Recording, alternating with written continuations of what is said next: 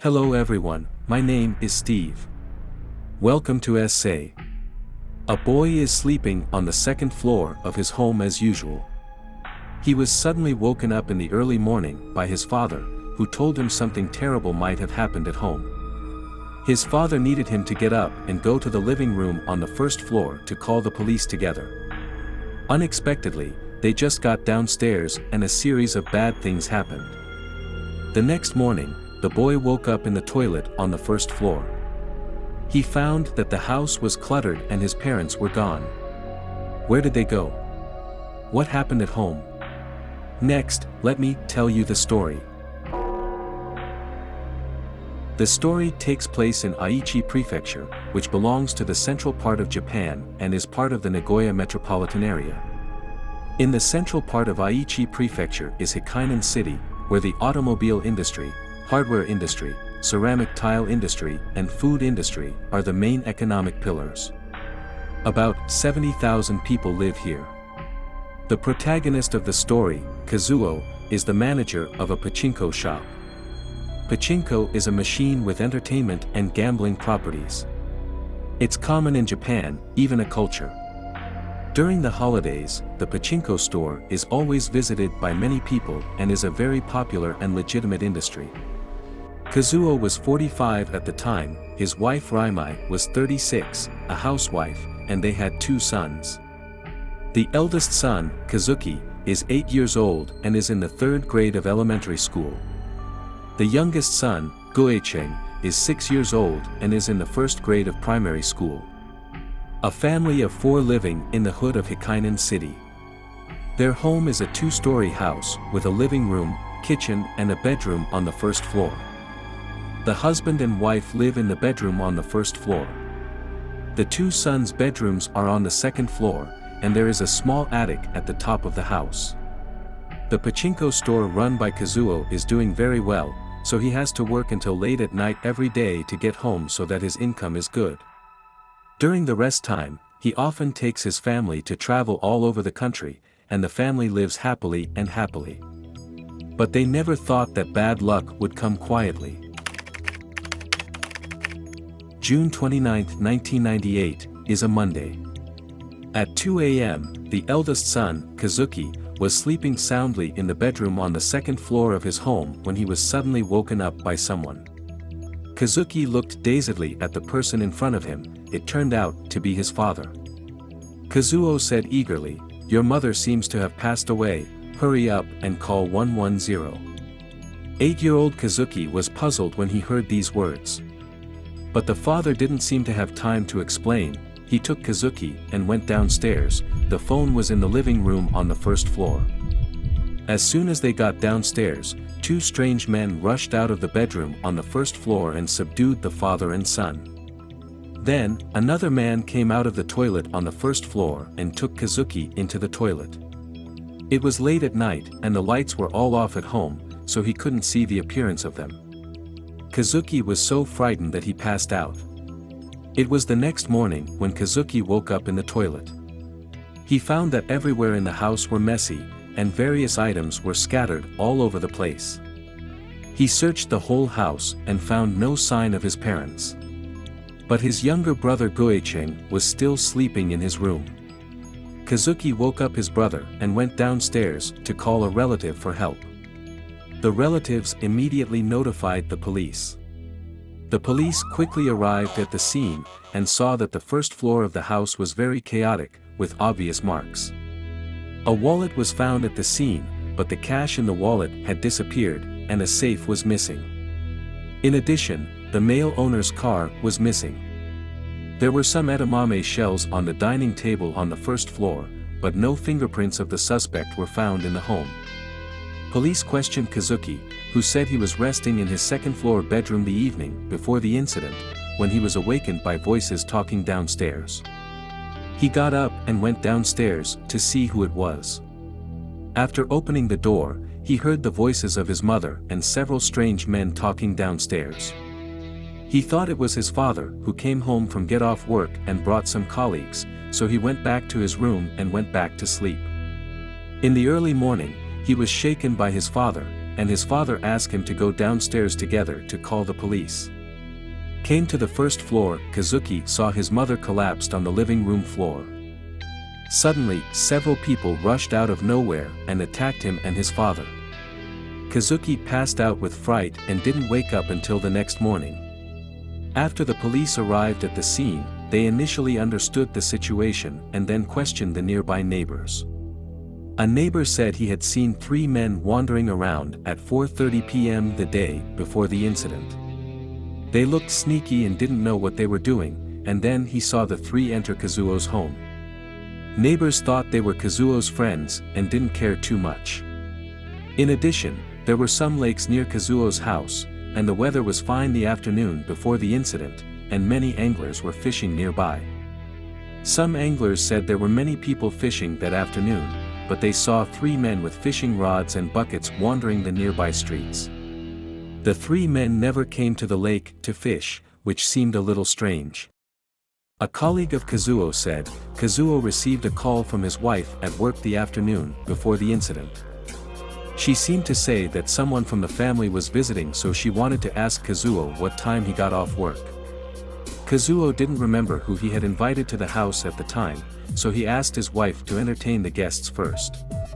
Since it was a weekend, the pachinko store was doing very well, and Kazuo was really busy and didn't come home until the early hours of the morning.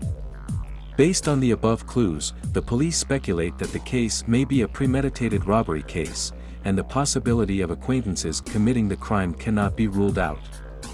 The suspect took Kazuo and his wife Raimai after the robbery. Police received a call 5 days after the incident. A white Lexus car was found on a street in Yashancho, Takahama City, Aichi Prefecture. The vehicle had been parked there for days and looked strange. Based on the license plate number, police found that the car was the one that had been lost in Kazuo's home 5 days earlier. Police rushed to the location of the car immediately.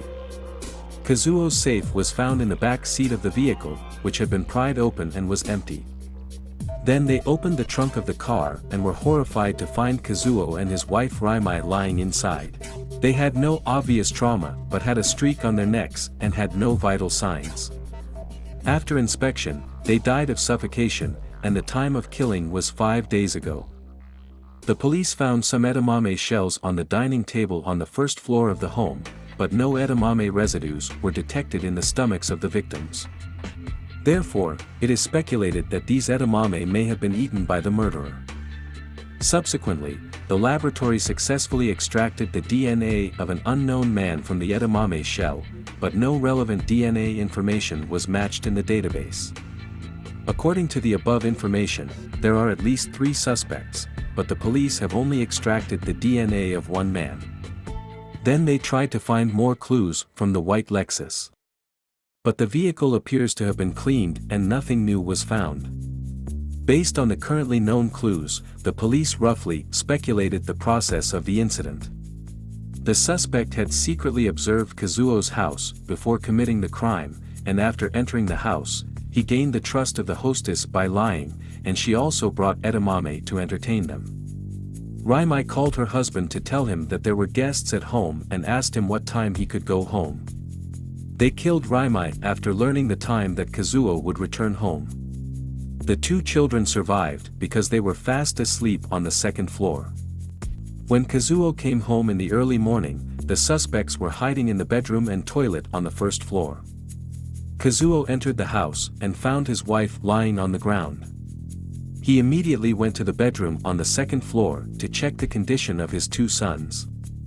He woke Kazuki and wanted him to go downstairs and call the police. The suspects spotted the father and son on the 1st floor and attacked them.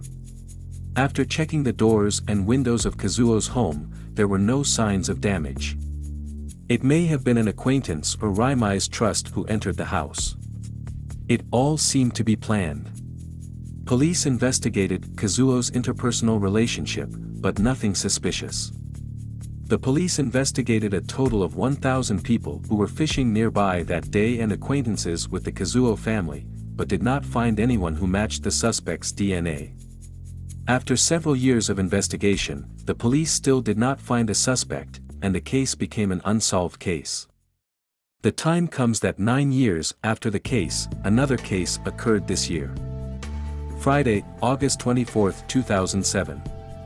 There is a 31-year-old woman named Himaya Toshiyuki, whose father died when she was very young, and she has been living with her mother in Nagoya. She has a very deep relationship with her mother and has dreamed of buying a house for her mother since she was a child. She was frugal and finally saved 8 million yen at the age of 31, which was enough to buy a house in the local area. Toshiyuki has always wanted to change jobs. Now that she has enough money and the support of her boyfriend, she decides to resign. On August 24, her last day at work, Toshiyuki's colleagues held a farewell party for her.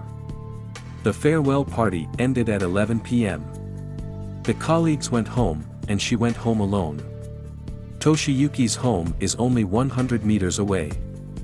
On her way home, a car stopped beside her and the driver talked to her on the grounds of asking for directions. Toshiyuki is a warm person, she stopped to help the driver. Suddenly, 2 men got off the back seat of the car. They forcibly pulled Toshiyuki into the car, and the car disappeared into the night. At 1 p.m. the next day, the Nagoya Police Department received a call. The caller was a man who claimed he had kidnapped a woman, robbed her of her money and buried her in Hekinan City, Aichi Prefecture. Then, the man came to the police station and turned himself in.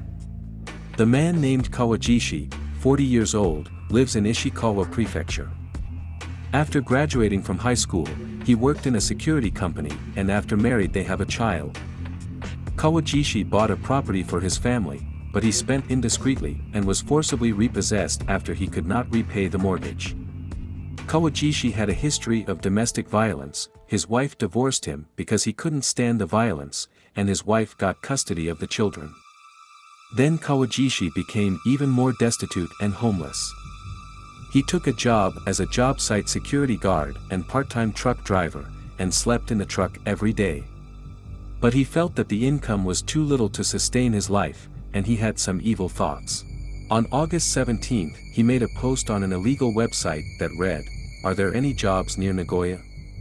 A netizen named KT replied, "I just got out of prison and want to work in the Tokai region."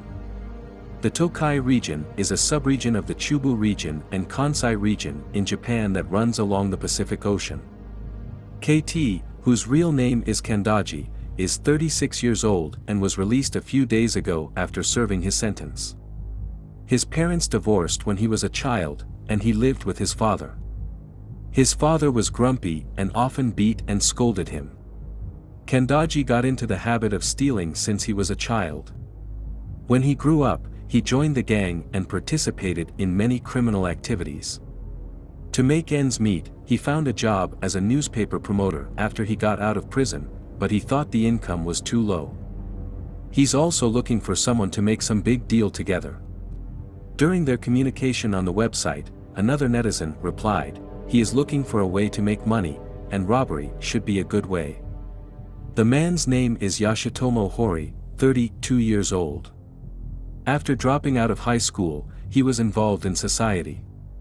He just lost his job recently and he's running out of money. After seeing the post, Kawajishi emailed Kandaji and Yoshitomo and a netizen named Sujiura. The four agreed to meet at a restaurant in Nagoya. They met 4 days later and started discussing how to make money. Yoshitomo suggested going to a pachinko store in Nagoya, where people carry a lot of money. The target can be found there. So they bought a lot of crime tools and came to the pachinko shop to find their targets. They quickly locked on a man, who came out of the store, but the four of them looked at each other and no one dared to do it first. They followed the man back to the vicinity of his house and did not do anything. The operation failed. The four also planned to enter a nearby household to steal. After screening, they set their sights on a wealthier family. But after sneaking into the house, they found that the family had a dog, and the dog howled wildly at them, scaring them to flee. The operation failed again. It was late at night, and the two actions had consumed a lot of their physical strength, so they decided to go home to rest first. The four met again early the next morning. Yoshitomo said he knew an owner of izakaya who must have a lot of money. So they came to this izakaya, but the business was so good that day, there were many customers in the izakaya, and it was impossible to start. They decide to wait for the boss at the door of the izakaya to get off work and then carry out the robbery on his way home. At 11 p.m., the owner of the izakaya finally closed the door and prepared to go home. They followed him carefully, and there were many surveillance cameras on the road and pedestrians walked by from time to time. The four people still did not find the opportunity to act, and the operation failed again. The four met again 2 days later. Kawajishi said he could steal from a company he used to work for, where he was familiar with the environment. Now that the end of the month is approaching, it's time for that company's payroll, and there must be a lot of cash in the company's safe deposit box. However, Kandaji and Yoshitomo said such a company would have security personnel on duty, and such an operation would be too dangerous. Kawajishi sticks to the plan, and Sugiura decides to go with him. In the early hours of the morning, they broke the glass and broke into the company. They then split up in the office looking for belongings. But they searched for a long time and couldn't find the safe, and the patrolling security was attracted due to the loud noise. Kawajishi used his familiarity with the terrain to find a way to escape alone. And Sugiura was left in the office, and could only try to escape by force at this time of crisis. There are cameras everywhere in the office, and his appearance was captured by the cameras.